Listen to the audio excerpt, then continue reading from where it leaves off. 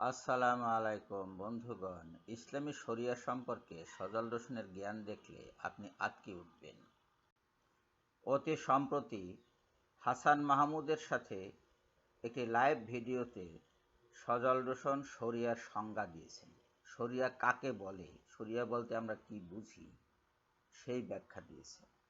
সেই ব্যাখ্যাটি আজ আমরা শুনব, সেই সংজ্ঞাটি আজ আমরা আপনাদের শোনাব। কিন্তু তার পূর্বে আপনাদেরকে জানতে হবে যে শরিয়া কি। শরিয়া কি এটা সবাই জানেন মোটামুটি, তবে অনেকে এমন আছেন যে অনেকের ধারণা হয়তো স্পষ্ট নয়।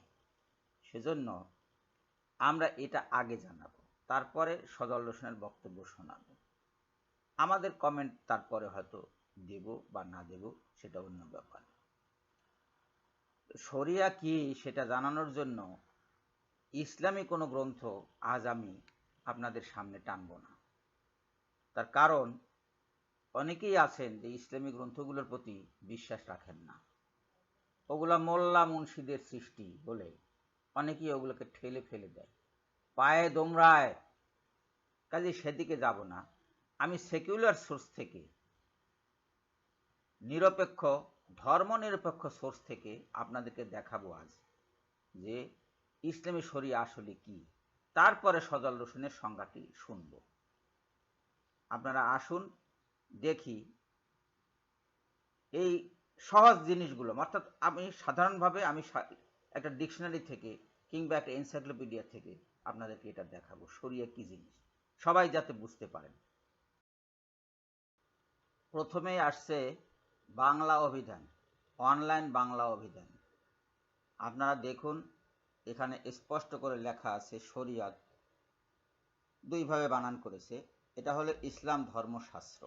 শরিয়া শব্দটি অক্সফোর্ড অ্যাডভান্স লার্নার্স ডিকশনারিতে এভাবে লেখা হয়েছে। এটা দুইভাবে বানান করা যায়, একটা হলো এই শরিয়া, আর একটা হলো এইভাবে শরিয়া, শেষে একটা এইস দিয়ে। এটাকে ডেফিনেশনটা দিচ্ছি এভাবে, সংজ্ঞাটা হলো এভাবে: Islamic religious law based on the teachings of the Quran and the traditional sayings of Muhammad. That means Quran and hadith. Quran and হাদিসের শিক্ষার উপরে নির্ভর করে যে আইন গড়ে ওঠে সেই আইনকে বলা হয় শরিয়া। এটা কোনো ফতোয়া নয়। মুক্ত বিশ্বকোষ উইকিপিডিয়া শরিয়াতের উপরে বলছে, শরিয়াত আরবি শব্দ উচ্চারণ শরিয়া বা শারিয়াত, কর্মপদ্ধতি বা ইসলামী আইন বা শরিয়াতে আইন। এটা হচ্ছে জীবন পদ্ধতি ও ধর্মীয় আইন যা ইসলামিক ঐতিহ্যের একটি অনুষঙ্গ। ইসলামী পরিভাষা কোষ অনুযায়ী সৃষ্টিকর্তা আল্লাহ এবং নবী হজরত মুহাম্মদ সাল্লাল্লাহু আলাইহি সাল্লাম যেসব আদেশ নিষেধ, নিয়ম নীতি ও পথ নির্দেশনা মুসলমানদের জন্য প্রদান করেছেন তার সমষ্টিই হচ্ছে শরিয়ত। শরিয়ত সম্পর্কে আল্লাহ বলেন, অতঃপর আমি আপনাকে কর্মপদ্ধতির উপর প্রতিষ্ঠিত করেছি, সুতরাং আপনি তাই অনুসরণ করুন, আর আপনি মূর্খদের খেয়ালখুশির অনুসরণ করবেন না। সূরাতুল জাসিয়া আয়াত 18। শরিয়তের উৎস হলো কোরআন, সুন্নাহ, ইজমা, কিয়াস, এই প্রধান চারটি। আর একটি আছে ইজতিহাদ। বিষয়বস্তু ও পরিধি। ইসলামিক কর্মপদ্ধতি বা শরিয়তের পরিধি অত্যন্ত ব্যাপক। সকল ধরনের ইসলামী আইন, আদেশ, উপদেশ, বিধি, নিষেধ ও অনুশীলনের উৎস হলো শরিয়ত। এ সম্পর্কে আল্লাহ কোরআনে উল্লেখ করেছেন, আজ আমি তোমাদের জন্য তোমাদের ধর্মকে পরিপূর্ণ করলাম। সূরা আল মাইদা 3 নম্বর আয়াত। দীর্ঘ 23 বছর ধরে যে কোরআন নাজিল হয়েছে সেই কোরআনের মূল বিষয়বস্তুটাই হলো আসলে শরিয়ত। শরিয়তের বিষয়বস্তুকে 3 ভাগে ভাগ করা হয়েছে। একটা হলো আকীদা বা বিশ্বাসগত বিধিবিধান, আর হলো নৈতিকতা ও চরিত্র সম্পর্কিত নিয়ম নীতি, বাস্তব কার্যক্রম সংক্রান্ত নিয়মকানুন বা ফিকহ। শরিয়া বলতে কখনো এবং কোনো অবস্থায় কারো ফতোয়া কিংবা মতামত বোঝায় না। এটা অত্যন্ত গর্হিত কথা। শরিয়ত ফতোয়াকে গ্রহণ করে, যদি তা কোরআন, সুন্নাহ, ইজমা এবং কিয়াসের পরিপন্থী না হয়। যদি এই চারটি বিষয় কুরআন, সুন্নাহ, ইজমা, কিয়াস কোনো একটির পরিপন্থী যদি হয়, তাহলে সেটি আর সেই ফতোয়া টিকবে না, এবং সেই ফতোয়া কোনো আইন নয়, শরিয়া নয়। শরিয়া ফতোয়াকে গ্রহণ করে যদি শরিয়ত সম্মত হয় সেই ফতোয়া কিংবা মতামত। কাজী সজল হোসেন যে বলছে যে শরিয়া মানে ফতোয়া বা ইসলামিক স্কলারের মতামত, এ কথা ঠিক নয়, এটা টোটালি জাহেলিয়াত। সজল হোসেন আমাদের অজ্ঞ যুবক যুবতীদেরকে শরিয়তের কি লাড্ডুটা খাওয়াচ্ছেন সেটা একবার আপনারা নিজেদের কানে শুনুন। নিজেদের কানে শুনলেই বুঝতে পারবেন জাহেলিয়াত কাকে বলে। আমাদের আজকের যে আলোচনার বিষয়বস্তু আমরা শিরোনাম দিয়েছি যে শরিয়া পরিবর্তনীয় নাকি চিরন্তন। এখন ইসলামের শরিয়া বলতে আসলে কি বোঝায়, সেটা যদি আমরা আগে না বুঝি, তখন অনেক সময় আমি বোঝাতে চাচ্ছি যেটা আপনি বুঝবেন তার উল্টাটা।